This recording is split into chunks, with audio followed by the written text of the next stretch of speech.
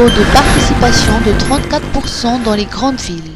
La Commission électorale nationale indépendante ou CENI a fait état hier soir dans ses premières tendances d'un taux de participation de 34% dans les grandes villes. Le taux de participation le plus faible est enregistré à Madang avec 25%.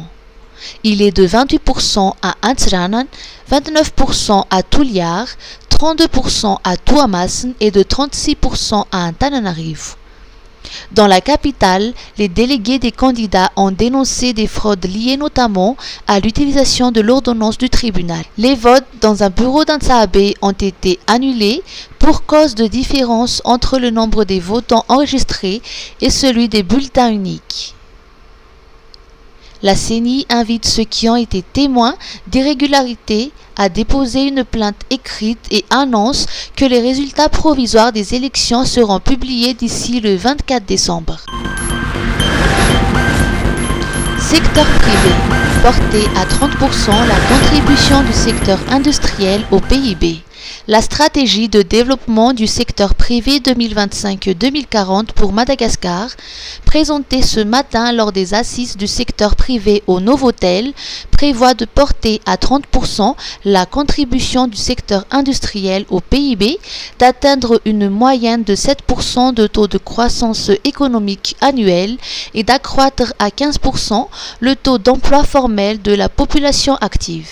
Le ministre de l'Industrialisation et du Commerce, David Ralamfring, nous apporte plus de précisions sur cette stratégie. Énormément. En fait, nous allons aborder plusieurs sujets. Il y a l'aspect, bien entendu, de la gouvernance, mais qui englobe tout ce qui est aspect climatique. Nous avons également les accès au financement. Nous avons également une revue d'un certain nombre de leviers comme le dialogue public-privé, qui va être revu, revisité avec une intégration d'un certain nombre de paramètres différents. Et puis des points d'étape surtout, pour redorer et repositionner la confiance entre le secteur public et le secteur privé, qui permettront de faire un point, peut-être une évaluation à mi-parcours de l'ensemble de nos résolutions, mais surtout qu'on puisse préparer ensemble également les futurs dialogues public-privé pour justement le bénéfice du secteur privé. Ce qui est important, je crois, à souligner dans les initiatives, c'est la visibilité que le secteur public doit pouvoir apporter au secteur privé, la visibilité qui permette à tout le monde en fait de prévoir déjà les actions à entreprendre au niveau du secteur privé et de ne pas être surpris des différentes décisions, résolutions qui pourraient être prises.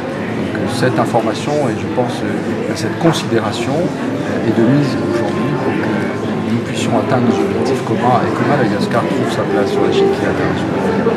L'élaboration de cette stratégie entre dans le cadre de la coopération économique entre la République de Madagascar et la délégation de l'Union européenne en faveur du développement du secteur privé. L'ambassadeur de l'Union européenne a félicité Madagascar pour cette nouvelle étape. Constructif, fédérateur de partenariat entre le secteur privé et le secteur public. Je me félicite de voir la présence, d'ailleurs pas seulement aujourd'hui, mais de manière régulière, du ministre de l'Industrialisation, de la ministre des Affaires étrangères, des représentants de la primature, de la présidence, etc., de différents ministères. Je pense que ça dénote une nouvelle mentalité. J'espère qu'on est en train de voir ça. On a parlé tout à l'heure d'un nouveau contrat social, un contrat de performance, et cet événement aujourd'hui dénote, je pense, cette attitude, cet esprit qui sera dans l'intérêt de tous à Madagascar. Et je me félicite en dernier lieu que l'Union européenne puisse modestement, humblement contribuer à cette nouvelle stratégie. Et comme plusieurs intervenants l'ont dit, une stratégie c'est bien. Après, il faut passer au plan tactique. Après le stratégique, il y a le tactique. Et il va falloir travailler, il va falloir se rencontrer de manière régulière et il va falloir développer des politiques qui sont des politiques concrètes, qui donnent des résultats et qui puissent permettre de la croissance, de la richesse, des emplois pour les Malgaches. Et tout ça va contribuer à l'exposition aussi internationale. Le secteur public et privé s'engage résolument à collaborer dans la mise en œuvre de la SDSP afin d'accélérer l'émergence de Madagascar. Ao amin'ny fatim-padian'ny aizina sy ny hazavana no misy ny fototry ny faharetan'i Madagasikara. Anatin'ny alina mangina no iona ny fivoarana sy ny filana. ary ny fanabeazana miroso hatrany no indro mivoatra ny fifandraisana na tsisy azany herinaratra ary ny fialam-boly mahamelombelona ny alina mangitsikitsoka. Ampiasao ny herin'ny masoandro miaraka amin'ny vahaolana avy amin'ny Star Times. Ary sorito ny lalanao makany amin'ny hoavy mamirapiratra.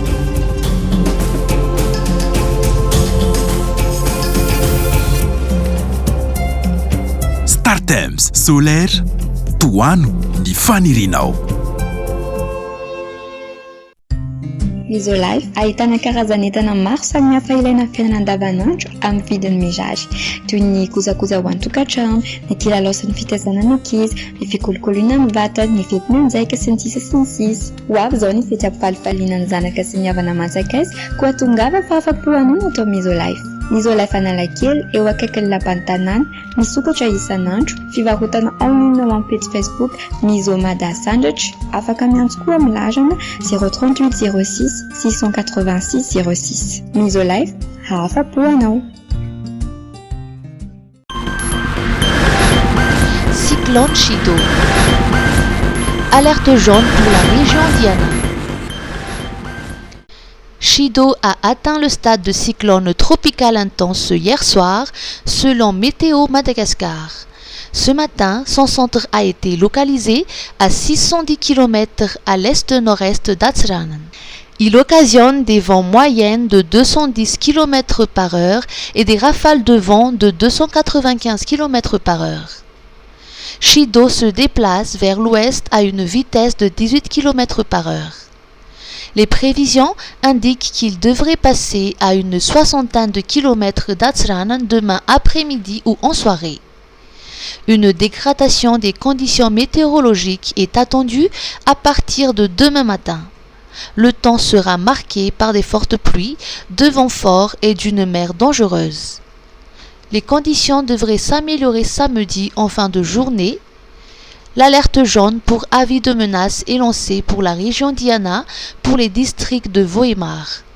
L'alerte vert est appliquée dans les districts de Bealanan, Befanjinavaraj, Antsui, Burzindi, Analalav, Sambav, Antala et Andap.